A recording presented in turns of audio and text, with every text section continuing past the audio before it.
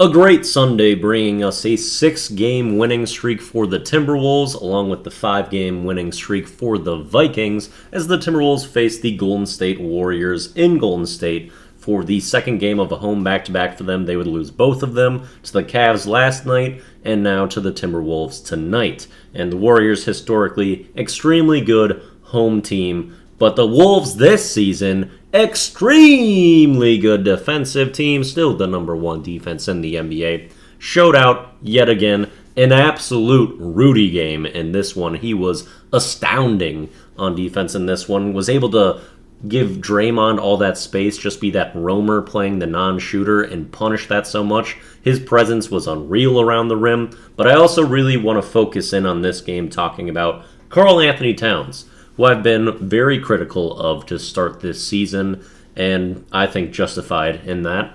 But he played his best game of the year by far.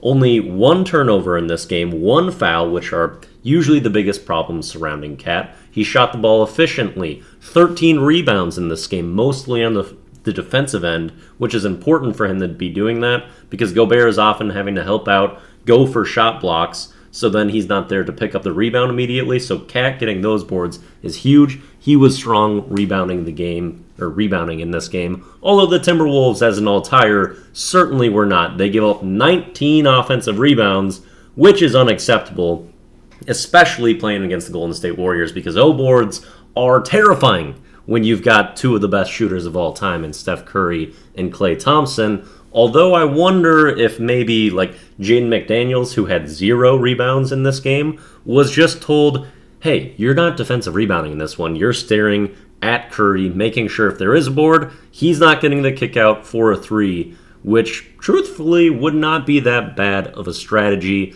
because this team is kind of looking like the Golden State Stephen Currys, because no one's really shown up for them. Klay does not exactly look the same. Andrew Wiggins has had a hideous start to the season if you've been paying attention to his numbers and his performance, and you really forget that he's out there. Minnesotans really know that feeling. It's pretty significant out in Golden State from the looks of it. And then you got Draymond and Looney are their other starters. They're not going to bring you an offensive punch.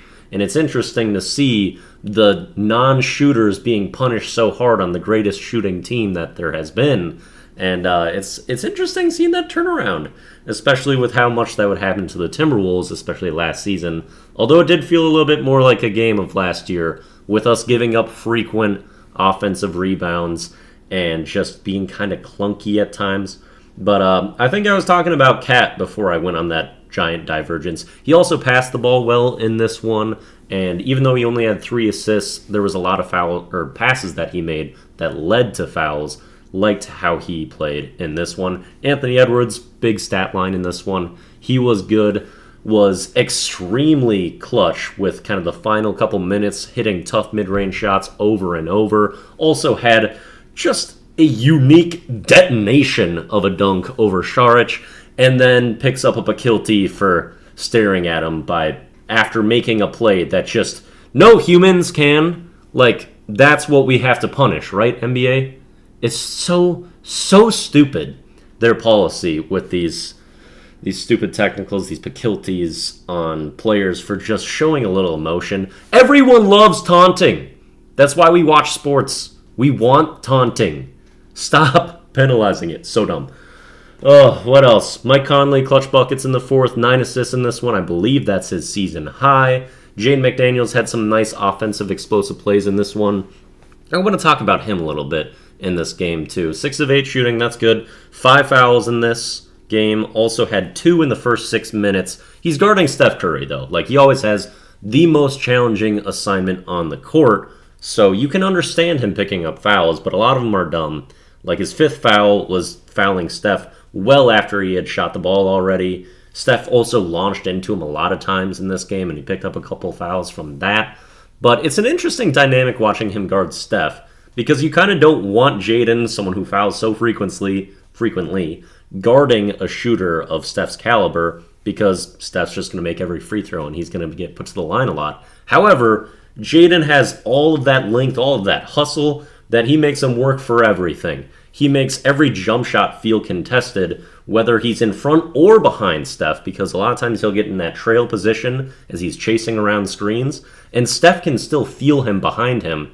And so he doesn't feel like he can cleanly get that jumper off a lot of times, even when Jaden is behind him, which is such a powerful thing. And as Jaden kind of hones in his discipline and is able to not foul in that backward position sometimes, it just makes it so like there's no good spot for him to be for the offensive player.